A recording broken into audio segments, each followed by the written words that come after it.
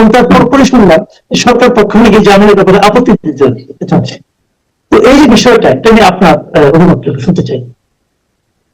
আমি মনে করি যে এটা সম্পূর্ণ অন্যায় এবং এক ধরনের কি বলবো অবিচার, যে কোনো কারণ ছাড়া কোনো রিজন ওই ধরনের তারা দেখাতে পারে নাই তাকে যে মামলায় ধরে রাখছে সন্ত্রাস এবং হাবিজাবি অভিযোগ দিয়ে, সেটা এখনো কোনো কিছু মানে তারা প্রমাণ দিতে পারে নাই। তাই কি মামলা চলুক, আপনি একজনকে ধরেছেন সে মামলা চলবে, সে প্রমাণ করুক, কিন্তু তা না করে নিম্ন আদালতও তার জামিন খারিজ করছে। উচ্চ আদালতে এসে যদি জামিন পাওয়ার মানুষ মানে আশাবাদী হয় যে উচ্চ আদালত হয়তো কিছু দেবে, কারণ সরকারের ইশারায় নিম্ন আদালত গুলো চলে, হয়তো উচ্চ আদালত চলে না। এবং উচ্চ আদালতও যদি একই ভূমিকায় নেয় এবং পান্না এবং লতিফ সিদ্দিকীর বেলায় তারা চেম্বার জজের কাছে গিয়ে আপনার আবেদন করে, তার মানে বুঝতে হবে যে তারা কোনো মানে নটোরিয়াস কোন সন্ত্রাসী বাংলাদেশের বোধহয় তাদেরকে ধরা হয়েছে, এই জন্য তাদেরকে এইভাবে মানে আইনের ফাঁক গুলো তারা কিভাবে বের হয়ে যাচ্ছে এটা আটকাতে হবে। সাধারণত চেম্বার জজের কাছে যে দৌড়াদৌড়ি করে এই সমস্ত বিষয়গুলো নিয়ে। আর আমরা দেখলাম 5 আগস্টের পর থেকে দেশে চিহ্নিত সন্ত্রাসী জঙ্গি যে যেখানে যেভাবে পারছে একটাও আর জেলে নাই, সব বেরিয়ে গেছে। আর একজন সাংবাদিক আর একজন রাজনীতিবিদ যাদের বিরুদ্ধে স্পেসিফিক কোনো আপনি অভিযোগ এখনো আনতেই পারেন নাই, তাদেরকে একটা আইন মানে অবৈধ ইয়ে দিয়ে মামলা দিয়ে মানে অন্যায় মিথ্যা মামলা, অবৈধ না মিথ্যা মামলা দিয়ে আপনি আটকিয়ে রেখেছেন। তো এটা তো মানবতার লঙ্ঘন। এবং সরকার যে বলে বাক স্বাধীনতা যে কথা বলে, সেগুলো যে একটা বুলি সেটার আর একটা প্রমাণ। তারা একটা অনুষ্ঠান করতে গিয়েছিল, সেই অনুষ্ঠানে তো বক্তব্যই দিতে পারে নাই। যে অনুষ্ঠানে তারা উপস্থিত ছিল কিন্তু বক্তৃতাই দিতে পারে নাই, তার আগে এটা পণ্ড হয়ে গেছে। তো কি অপরাধে তাদেরকে জেলে রাখা হবে? আমি মনে করি যে এটা কি বলে অন্যায়, এরকম অন্যায় মানে আপনি দেখেন, আমি একটু বলি, তারা কিন্তু সেই অনুষ্ঠানের আয়োজক না, তারা সেখানে অতিথি হিসেবে এবং অনেকে কিন্তু দর্শক হিসেবে, কিন্তু তাদের ভোটটা কেন? সেটাই কথা। আমাকে একজন অনুষ্ঠানে একটা আমন্ত্রণ জানালো, আমি গেলাম, আমি অপরাধী হয়ে গেলাম। আমি আপনাকে আগেও বলেছি, আপনি আমাদের আরো অনেককে ওই অনুষ্ঠানে দাওয়া দেওয়া হয়েছিল, আমার ব্যক্তিগত কারণে আমি যেতে পারি নাই। এবং আমি সকালবেলা আরো সতর্কতা যে খুব এত ভোরে কোনো অনুষ্ঠানে যেত আমার ভালো লাগে না। তাছাড়া আমার নীতিগত সিদ্ধান্ত আছে, আমি অ্যাক্টিভিজমে বিশ্বাস করি না। এখন যে যেভাবে বিশ্বাস করে সে সেভাবে যাবে, এটাতে অন্যের কেন আপত্তি হবে? এবং সে আপত্তি করে যদি কিছু বলে থাকতো তাহলে একটা কথা ছিল। আর ওই সংগঠনটা কি বাংলাদেশের নিষিদ্ধ কোনো সংগঠন নাকি নাকি কোনো জঙ্গি সংগঠন যে যারা একটা অনুষ্ঠান আয়োজন করতে পারবে না? এবং এটা যদি হয়ে যায় যে বঙ্গবন্ধুর কথা বলা যাবে না, স্বাধীনতার পক্ষে কথা বলা যাবে না, মুক্তিযুদ্ধরা মিলিত হতে পারবে না, এটাও তাহলে একটা আইন করে দেওয়া হোক যে এই এই কাজগুলো আমাদের শাসন আমলে করতে পারবে না। তাহলে মানুষ সতর্ক থাকতে পারে, মানুষের এই ধরনের হেনস্থার শিকার হতে হয় না। আপনি দেখেন, এই গ্রেপ্তার নিয়ে কিন্তু এর মধ্যে আন্তর্জাতিক একাধিক সংগঠন কিন্তু বিবৃতি দিয়েছে এবং তারা সমালোচনা করেছে। তো আমি যদি সরকারের পক্ষ থেকে ভাবি যে এই গ্রেপ্তারের মাধ্যমে সরকারের এক নম্বর লাভটা কি হচ্ছে, যেমন আন্তর্জাতিক ভাবে তার যে ইমেজটা ক্ষতিগ্রস্ত হচ্ছে, এটাও কি সরকার উপলব্ধি করতে পারছে না? আমার তো মনে হয় পাচ্ছে না। আমরা যে বারবার বলতেছি এই সরকারের মব যে হারে আছে, এবং এই সরকার সরাসরি কোন সংবাদপত্রের উপর আঘাত আনে নাই, যেগুলো অন্যান্য প্যারাসাইট যেগুলো আছে ওরাই আক্রমণ করছে। সরকার এই জায়গায় প্রশংসা পাওয়ার যোগ্য, কিন্তু আবার নিন্দা পাওয়ার যোগ্য যে সরকার এটা প্রতিরোধও করছে না। সরকারকে সরাসরি মানুষ দায়ীও করতে পারছে না যে আপনি এটা করছেন, কিন্তু এটা তো সরাসরি সরকার করছে, এটা তো অন্য কোনো অর্গানাইজেশন করছে না। সরকার অন্যান্য খাতে যেটা করছে সাংবাদিকদের জন্য, সেটাও সরকার বলবে যে আমি সরাসরি করছি না, আমার তো ইয়ে নাই। এখন এখানে কি বলবে? এখানে তো সরাসরি তারা সাংবাদিকদের কণ্ঠরোধ করছে, মত প্রকাশের স্বাধীনতা হস্তক্ষেপ করছে, মুক্তিযোদ্ধাদের সমাবেশ নিষিদ্ধ করে রেখেছে। এই ধরনের মানে নিষিদ্ধ করে রেখেছে মানে তাদের কার্যক্রমে বোঝা যায় আর কি। নিষিদ্ধ তো করে নাই, যেটা আমি আগে বলছিলাম। যদি সেটা করতো, সরাসরি বলতো, তাহলে মানুষ যেত না। মানুষ তো আইন মানতে বাধ্য, সরকারি যদি আইন করে দেয়। এবং সেটা না করে এই ধরনের হেনস্থা করার তো কোনো মানে হয় না। এবং যারা আমরা এদের পক্ষে কথা বলবো, এবার বলি যে ওরা এদের পক্ষে কথা বলছে কেন, এটাও আমার কোন দোষ হয়ে যায় আল্লাহ জানে। অনেকে বলে যে আমরা মডেল মূল্যে আছি নাকি মডেল মূল্যে আছি। যেমন এটা নিয়ে আলোচনা আমরা পরবর্তী আরো করতে থাকবো। একটু রাজনীতিতে আসি। আপনি লক্ষ্য করেছেন বেশ কিছুদিন ধরে জামাত ইসলামের রাজনীতিতে তাদের বডি ল্যাঙ্গুয়েজ যেমন কেমন যেন একটা চেঞ্জ এসেছে। আমি কয়েকদিন আগে শুনলাম যে আব্দুল মোহাম্মদ তাহের জামাতের নায়েবে আমির, উনি বলছিলেন যে কয়েকজনের ফোন রেকর্ড নাকি তার কাছে আছে। এটা নিয়ে অনেকে বললো যে আপনার কাছে ফোন রেকর্ড থাকে কিভাবে, অন্যের ফোন রেকর্ড থাকাটা তো দরকার। তারপরে গতকালকে শুনলাম ওনারা বললেন যে 5 দফা দাবি আদায়ের জন্য যদি কোনো হাঙ্কি পাঙ্কি কেউ করে তাহলে সেটা সহ্য করা হবে, নো হাঙ্কি পাঙ্কি। এমন বললেন সুজা আঙ্গুলি ঘৃণা উঠলে আঙ্গুল বাধা করতে হবে, এটাও বললেন। আবার একই দিনে শুনলাম যে মিয়া গোলাম পল্লা ওনাদের যে জেনারেল সেক্রেটারি, উনি বলতেছেন যে 11 তারিখের মধ্যে দাবি না মানলে 11 তারিখের পর ঢাকা শহরের চেহারা নাকি পাল্টে যাবে। এই যে বিষয়গুলো জামাত ইসলামের কথাবার্তা যেন একটু অসহিষ্ণু, একটু বেপরোয়া, একটু হুঙ্কারমূলক মনে হচ্ছে, কেন? তারা কি ধরে নিয়েছে তার নিশ্চিতভাবে ক্ষমতা আসছে, নাকি অন্য কোনো কারণ আছে? হয়তো এটাই। এটা এটা সবচেয়ে বড় বিষয় হচ্ছে যে বাংলাদেশে আওয়ামী লীগের অনুপস্থিতি।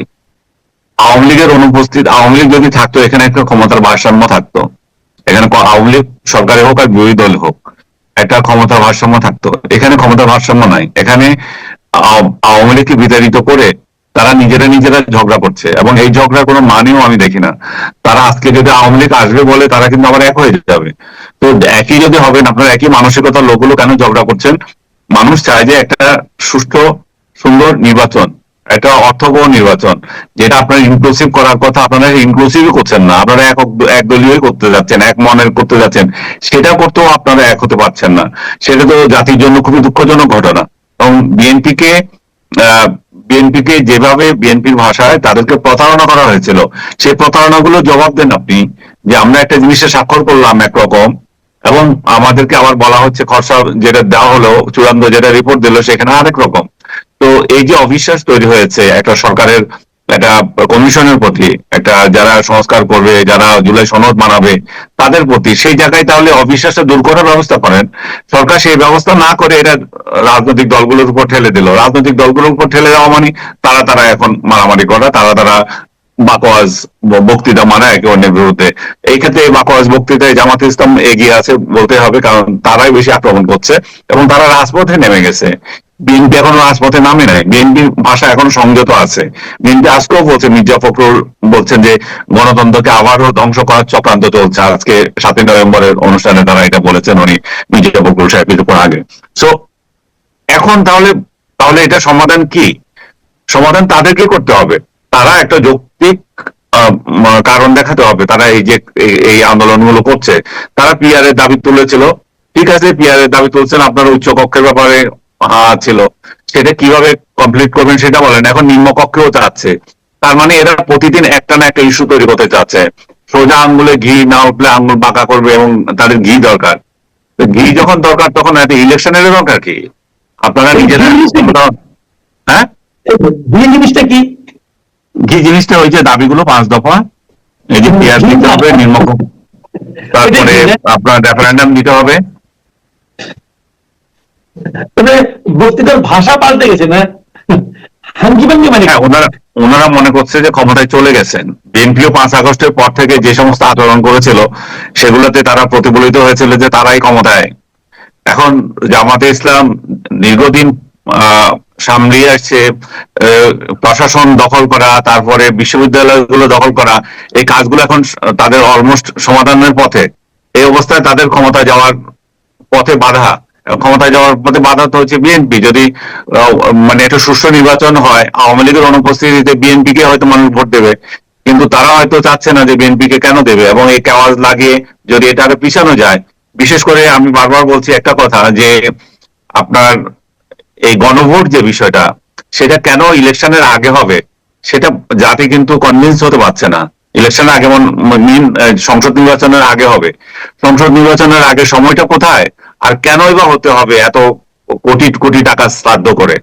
তাহলে সেটা কিন্তু জামাতে ইসলাম বা আদার্স দিতে পারে না। তারা বলে যে লেজিটিমেসি দরকার। সংসদ নির্বাচন যখন হয়ে যায়, তার থেকে বড় লেজিটিমেসি কে দিতে পারে?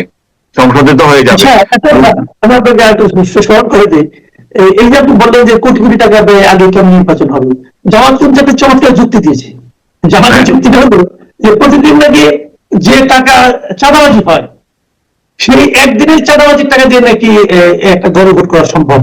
তো যদি একদিনের চাঁদাবাজি দিয়ে গণভোট করা সম্ভব হয়, আমার প্রশ্ন হচ্ছে যেদিন গণভোট হবে সেদিন কি চাঁদাবাজি হবে না? এটা কি কথা না, গণভোট একদিনের চাঁদাবাজি দিয়ে যদি গণভোট হইতে পারে, তাহলে চাঁদাবাজিটা ওনারা বন্ধ করে দিক না। আমরা তো চাঁদাবাজি বন্ধ করার জন্যই নির্বাচন চাচ্ছি। যে যান ভাই, আপনারা নিজেরাই চাঁদাবাজির লাইসেন্সটা পান। এখন এখন আপনারা সবাই লাইসেন্স আপনাদের চাঁদাবাজির, তো চাঁদাবাজির লাইসেন্সটা এক দলকে দেন। আমরা তো সেটা চাচ্ছি। মানুষ তো এক দলকে চাঁদা দিতে চায়, 3 দলকে চাঁদা দিয়ে 14 দলকে চাঁদা দিয়ে তো মানুষ ব্যবসা বাণিজ্য করতে পারছে না, টিকতে পারছে না। তো সেটার সেই জায়গায় আপনি প্রতিবন্ধকতা সৃষ্টি করছেন কেন? এটা স্পষ্টই, আমি বারবার বলছি, একটাই কারণ। এটা হচ্ছে যে একটা সাংবিধানিক বৈধতা নেওয়া, যে একটা একটা গণভোটের মাধ্যমে একটা রায় নেবে, হ্যাঁ যদি জয়ী হয় তাহলে বলো যে জনগণ এই সরকারকে যত কর্মকাণ্ড করেছে সেগুলোর বৈধতা দিয়েছে, জুলাই সনদের পক্ষে বৈধতা দিয়েছে, এবং এই সরকার তার মেয়াদ পূর্ণ করুক, আরো আরো কয়েক বছর থাকুক, তারপরে যদি ইলেকশন দেয় এখন কোনো সমস্যা নাই। কারণ আগে সংকট ছিল, সাংবিধানিক সংকট ছিল, বৈধতা নিয়ে কোশ্চেন ছিল, এখন আর বৈধতা নাই, মানুষ তো ভোট দিয়ে দিয়েছে।